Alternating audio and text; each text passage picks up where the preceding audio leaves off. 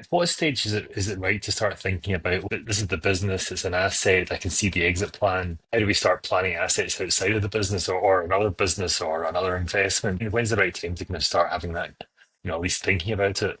Yeah, I think it's really important for that to happen very early on when we engage with the Mm. client. And so you should always be thinking about how can Yeah. this business be that engine that supports whatever goals you have, whether it's funding retirement, acquiring more assets, building wealth, or whatever that might be.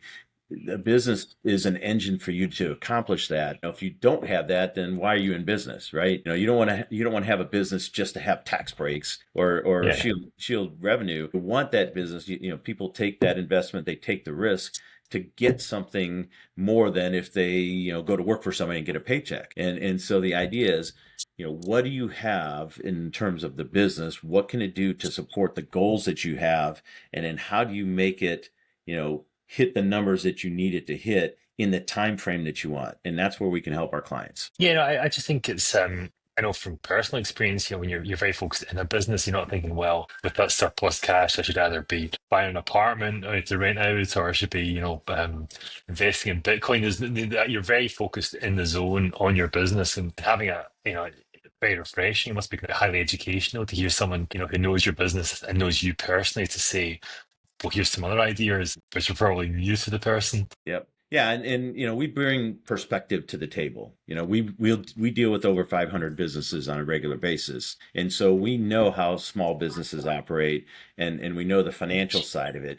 We can learn your business at any point in time because you're going to teach us the things that we need to know, but we can Yeah. work together to make it a better operation and something that is a better engine to fund again the goals that you might have. So when you're dealing with a client, you've known them a couple of years, what are the most difficult conversations that you need to approach with them? Well, that's a good question. A Yeah. lot of times business owners might not have a realistic view of things in terms of the end game. And so what I mean by that is, they have a business and they think they could always have income no matter what the situation is. And so, we can work with business owners on contingency plans and helping them kind of through tough times. Several years ago we had Mm.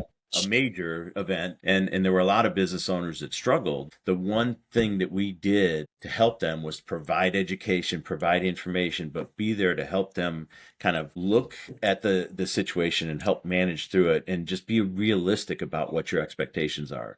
Far too many business owners, and I see this a lot with startup businesses, for example, Yeah. they will come up with this idea and they say, okay, I'm going to build this product or I'm going to provide this service and everybody is going to want to buy it. And so they'll come Yeah. to us with projections and they'll say, okay, we're going to make all this money doing this. And so it's our job to put some filters onto that and say, listen, have you thought about these projections and what happens if you get only half?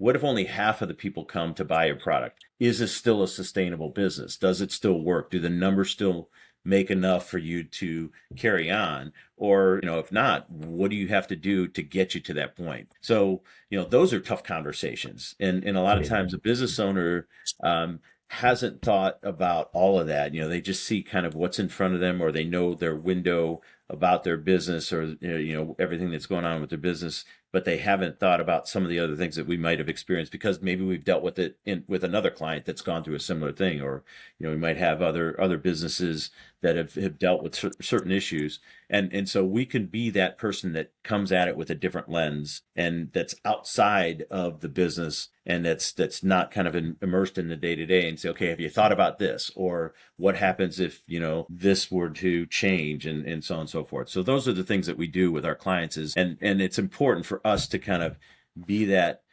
critical eye and that person that can be that outside person that can help provide those conversations, or just have those discussions with a client.